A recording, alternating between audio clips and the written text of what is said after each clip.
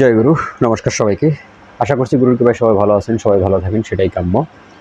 গুরু যেন সবাইকে ভালো রাখে, আর আমার জন্য একটু আশীর্বাদ করবেন। গুরু যেন আমার এই দেহকে লয় হওয়ার আগ পর্যন্ত ভালো রাখেন। তো আমার চ্যানেলে যারা পুরাতন এবং নতুন আছেন, সবার শ্রীশ্রণী আমার শত সহস্র কোটি প্রণাম এবং সবাইকে সুস্বাগতম। সেই সাথে সবাইকে রিকোয়েস্ট করবো চ্যানেলটাকে যাতে গ্রো করা যায়, তার জন্য একটু আপনারা যেটা করা প্রয়োজন সেটা করবেন। আপনারা জ্ঞানী মানুষ, বুঝতে পেরেছেন কী বলেছি, এইটাগুলো বিষয়। আর দ্বিতীয় কথা, আমি প্রতিটা ভিডিওতে বলে থাকি যে ডিসক্রিপশনে আমার নাম্বার দেওয়া থাকে এবং নাম্বার দেওয়া আছে। যদি প্রয়োজন হয় তাহলে প্রথমত হোয়াটসঅ্যাপ কিংবা ইমোতে মেসেজ করবেন, বেশি প্রয়োজন হলে ফোন করবেন। তার পরবর্তীতে বিভিন্ন কমেন্টস আসে যে দাদা নাম্বারটা দিন। আসলে তারা স্কিপ করে দেখে যায়, এর জন্য হয়তো নাম্বারটা তারা পায় না। তো আর সবাই তো ডিসক্রিপশন দেখে না, কিন্তু নাম্বার তো ডিসক্রিপশন ছাড়া দেওয়ার অন্য কোনো জায়গা আমি দেখি না। আমি ভিডিওতে নাম্বার দিতে পারছি না, দুঃখিত। তো এইটাগুলো বিষয়। দম সাধনার পূর্ণাঙ্গ সিরিজ শুরু করেছি। তো দম সাধনার বিষয়ে যে আরও বিশদ আলোচনা, সেগুলা আশা করি আস্তে আস্তে খোলাসা করব। তো আজকে যে বিষয় নিয়ে কথা বলবো, পূর্বে আমি স্বর নিয়ে যে কথা বলেছি, যারা দেখেননি তারা দেখে আসতে পারেন। তো আজকে আমি পূর্ণ স্বর এবং রিক্ত স্বর নিয়ে কথা বলব। পূর্ণ স্বর এবং রিক্ত স্বর, এবং এই স্বর কীভাবে, কোথায় যে কীভাবে কাজ করে এবং কখন কোন গুণের অধিকারী হয়, সেই বিষয় নিয়ে কথা বলবো। তো আশা করি সাথেই থাকবেন। তো সেই ব্যক্ত রাখি। তো প্রথমত একটা জিনিস আমরা বুঝি নেই, সেটা হলো আমাদের ইরানারি বাম সাইড, ইরানারি এবং পিঙ্গলা নারী, মাঝখানে সুষুম্না নারী। সবাই আমরা জানি গঙ্গা, যমুনা, সরস্বতী, এটা সবাই আমরা জানি। তো একটা জিনিস খেয়াল করেন, একটা পুরুষ একটা নারী, মাঝখানে যেটা, সেটা হয়ে গেল নপুংসক। যেটা ব্রহ্ম নারী, নপুংসক, পুরুষ না নারী, নপুংসক গেল। একটা সমসংখ্যা, একটা বিষম সংখ্যা। আপনার পিঙ্গলা বিষম সংখ্যা, ইরা সমসংখ্যা। মাঝখানে যখন চলে গেল, শুরু হয়ে গেল, তখন সমসংখ্যাও নাই, বিষম সংখ্যাও নাই, শূন্য। তখন হলো কি, শূন্য, কোনো সংখ্যাই নাই। তো একটা তমগুণ বিশিষ্ট পিঙ্গলা, একটা রজগুণ বিশিষ্ট ইরা, মাঝখানে শতগুণ বিশিষ্ট। এখন যখন দুটা চলল, তখন শতগুণ বিশিষ্ট হলো। তার মানে কি হলো, যে এই দুইটা যাইয়া শতগুণের সাথে মিলল, তাই না? শতগুণের সাথে মিলল মানে ইরা এবং পিঙ্গলা, রজগুণ এবং তমগুণ, দুইটাই যায় শতগুণের সাথে মিলল। তারপরে গুণাতীত, সেটা আরেক সাবজেক্ট। গুণাতীতের ব্যাপার হলো আরেক সাবজেক্ট।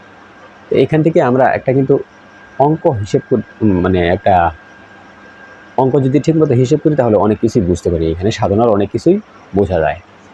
তার মানে কি, যদি সুষুম্না চলে, তাহলে এই দুই গুণ আর আমার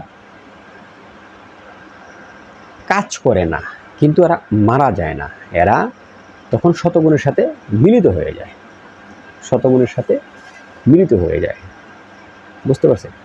তখন রজগুণ তমগুণ থাকে না, তখন তারা শতগুণের সাথে মিলিত হয়ে যায়। তার মানে তারাও প্রকৃতি থেকে পুরুষকে ডাকার জন্য তৈরি হয়ে যায়। স্পষ্ট বোঝা গেল। এবং সমসংখ্যা এবং বিষম সংখ্যা, ইরা এবং পিঙ্গলা, এই দুইটা সংখ্যার একটা সংখ্যাও থাকে না। যখন তারা শূন্যে চলে যায়, যখন সুষুম্না চালু হয়, যখন তারা শূন্যে চলে যায়, তখন দুইটা সংখ্যার একটা সংখ্যাও থাকে না।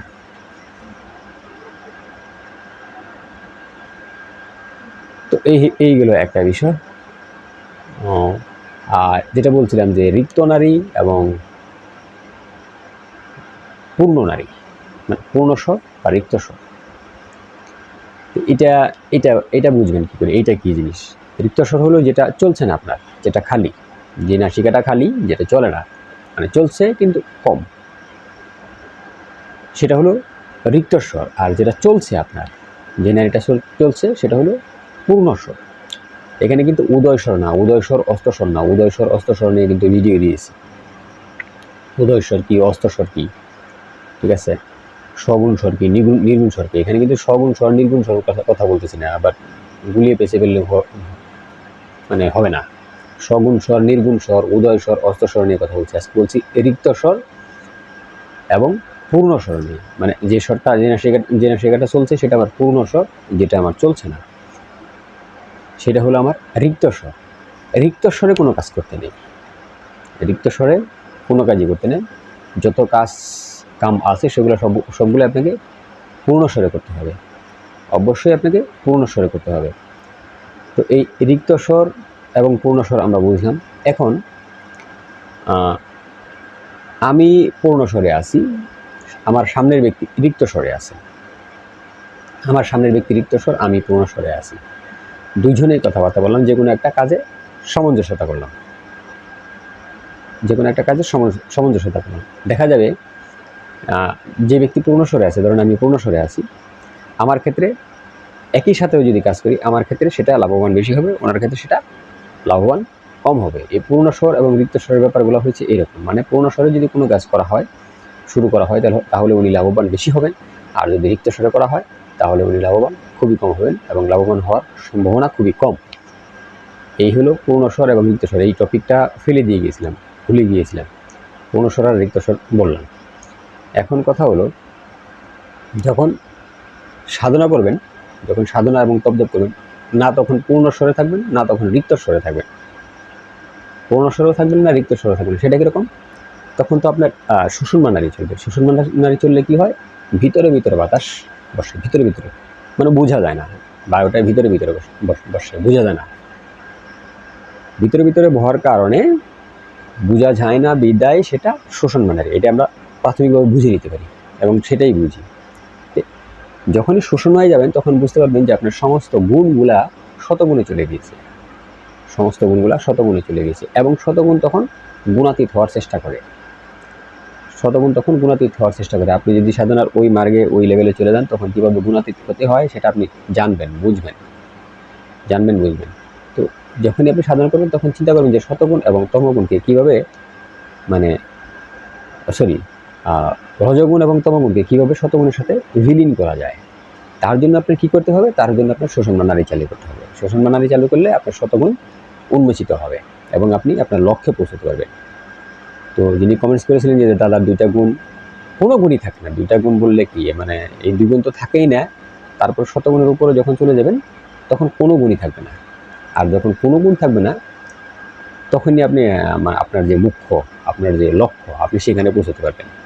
মানে কোনো চিন্তা চেতনা থাকা পর্যন্ত, কোনো বিষয় থাকা পর্যন্ত আমরা আমাদের সেই জায়গায় পৌঁছতে পারবো না যেখানে আমাদের পৌঁছানোর কথা, যে লক্ষ্যে পৌঁছানোর কথা।